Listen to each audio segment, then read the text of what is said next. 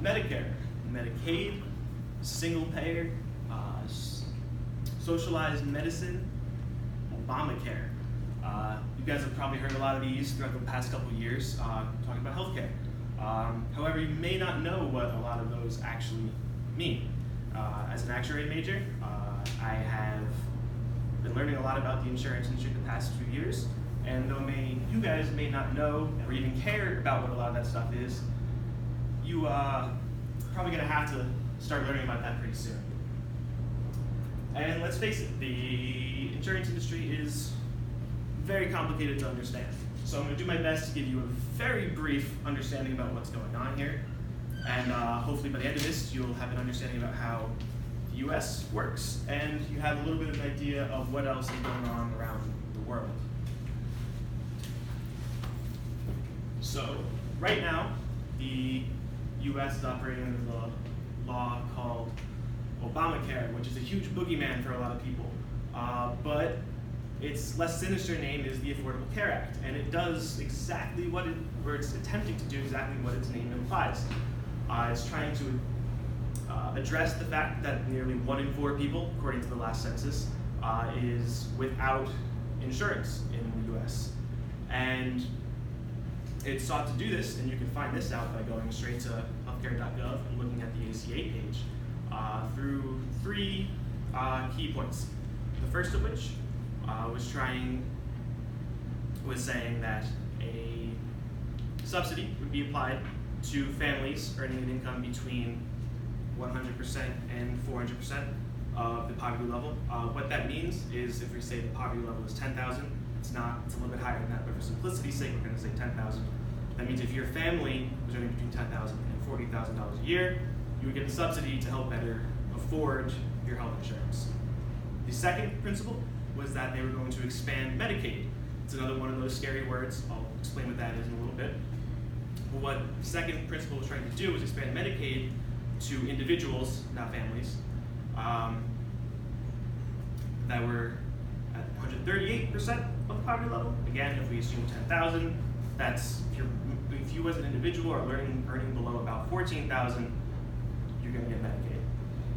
And the third principle of this was that they were trying to invest in more cost-efficient care, drugs, methods in order to overall reduce the actual cost of healthcare in the US. And then the 2 other clauses that got added into it throughout its lifetime, the first one applies directly to all of you, is that children under the age of 26 can stay on their parents' insurance. Prior to Obamacare, it was, I believe, 19 insurance companies could say goodbye, you have to start getting your own, but Obamacare made that 26. And the other one, which was a big subject of debate over the last 1.5 years or so, was the pre-existing conditions clause, which was that individuals who were seeking insurance and who were already sick, such as with diabetes or some other far more serious, not that diabetes is a serious condition, would be denied health care prior to this. Whoops, not yet.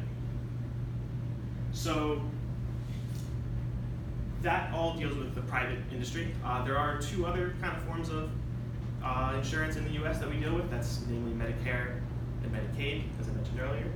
Medicare, none of you guys care about it right now. Basically, when you get a job, you start paying into it a little bit, and kind of like Social Security, at 65, you get access to this federally funded form of insurance.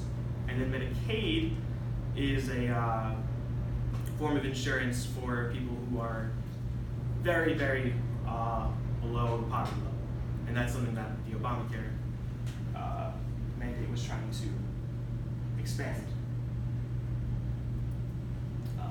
But the US system is not the only system in the world. I'm sure you all know that guy right there on your right. He was pretty prominent 3 years ago. And he was talking about something called Medicare for All, which was basically a rebranded version of what's known as single-payer healthcare, which, for simplicity's sake, is saying that there are no more private insurers, right? You're not going to be paying way more than you have to because of a corporation that's interested in profits. The idea of a single-payer system is that the government runs it, And since the government's running it, there's no profits involved, and it's a more streamlined system and it's cheaper for everyone. The boogeyman that they right next to that is socialized medicine, that everyone likes to tell you is scary. It's very similar to single payer. The difference is that in the socialized medicine system, the government actually controls the actual care too. So they run the hospitals and they pay the doctors as well, rather than that being privatized like it is in the single payer. And that sounds kind of strange and weird, but the United Kingdom actually runs that system, and they're considered like the second best healthcare system in the world.